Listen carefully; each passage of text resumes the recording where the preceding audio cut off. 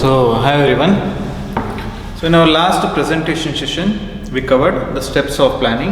I took two presentation sessions to cover that particular topic. In the first presentation session we covered the first two steps. So in the next one we cover the remaining 5 steps with respect to steps of planning.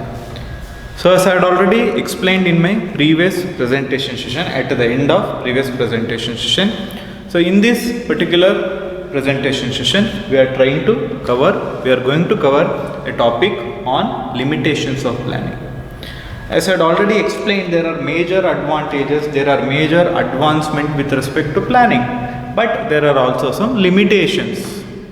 So any particular concept will be having its own limitations. So in this session we are trying to cover what are all the limitations you might face when you are taking up an activity called as planning. So the first limitation with respect to planning is it is an expensive process, because you cannot just go straight away and do your planning activities. You need to collect all the information, you need to have all the necessary details, you need to have all the necessary facts. So it requires lot amount of survey. So in order to do that survey, in order to get information, it is quite an expensive process. It is time consuming process. You cannot just make a plan right away. You need to invest some amount of time in order to make a plan. So it is an expensive process and also it is a time consuming process. You are going to invest a lot amount of money, you are going to invest a lot amount of human resources, human energy, and also there is a risk associated with your planning, because you never know the plan you are going to make is becoming successful or not. So you are making some planning based on the information, based on the facts.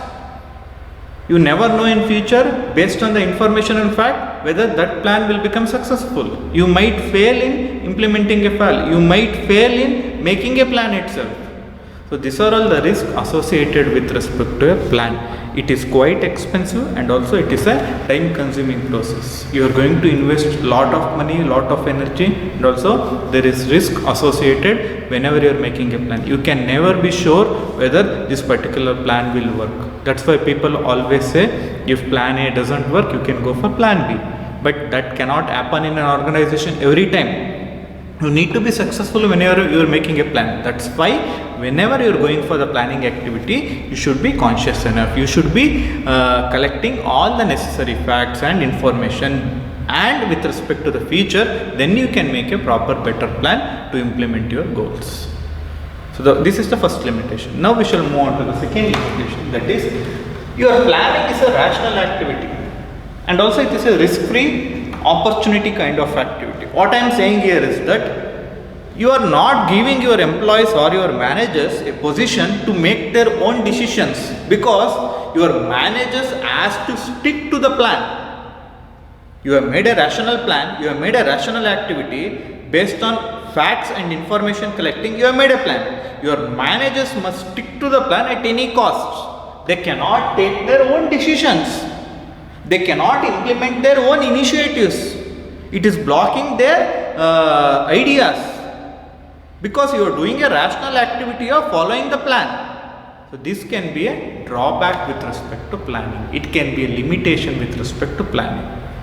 Some of the times your manager decision taking time gets delayed. Why? Because you need to talk to the upper level management. I am going to deviate from the plan because this is what has happened.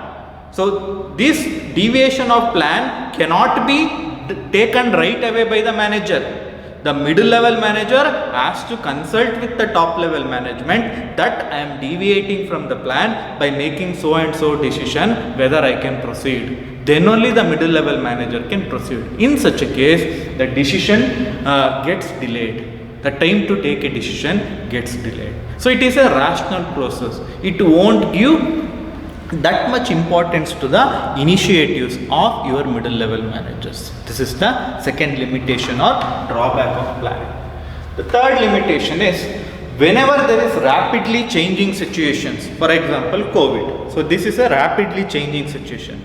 In such a situation, your planning may not work.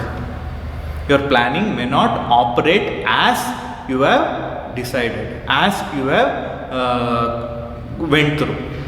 Because of those rapidly changing situation, the plan cannot go further ahead. You have failed with respect to your plan. So those are all the things to consider. But those external situation or external conditions can't be considered whenever you are making a plan. But if such case happens, what are all the alternatives I can go for? That needs to be decided ahead. When you have decided that ahead, then there will be no problem. That is the third limitation. The fourth limitation is business change and government policy. So suppose you have made a plan which is heavily dependent on a particular government policy. The next day the government comes and says, I am going to change this government policy in so and so ways. In such a case, you also need to make the changes to the necessary plans.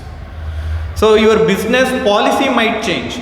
Suppose a new CEO gets appointed to an organization. That CEO wants the business policy of an organization to get changed. In such a case also, your plan needs to change. So these are all the things to consider whenever planning activity is going on, because there your planning is dependent on all these things. Fourth one, accurate premises. So as I had already explained, what do you mean by planning premises? You are basically collecting information and facts with respect to the future.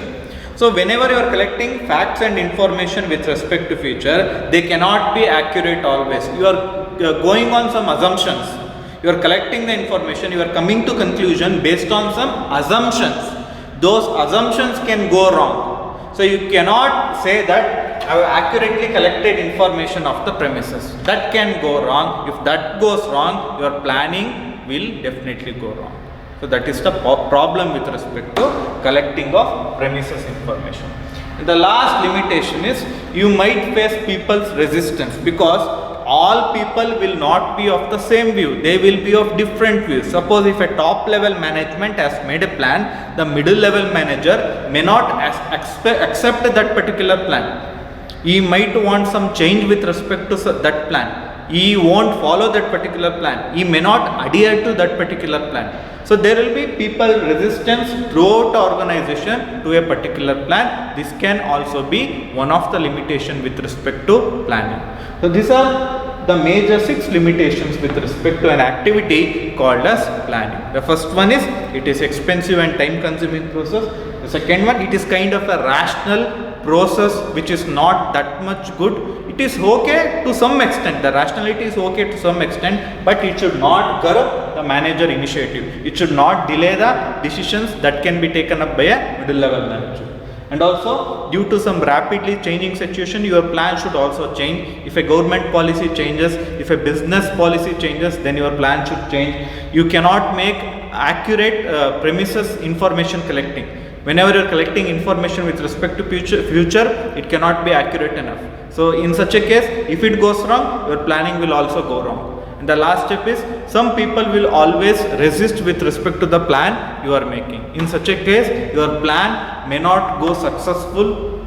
In that case, your goals may not be implemented successfully. So these are all the limitations with respect to planning. So far we covered what is planning, what are all the different types of plan. So in our last 2 sessions we covered the major steps involved in planning. There were 7 major steps.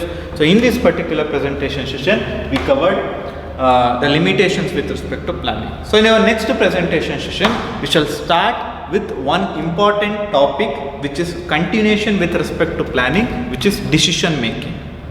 So how a particular manager can make a decision, on what basis he can take a decision, how it can be considered as continuity with respect to planning. Those are all the things we shall see in our next presentation session. Thank you.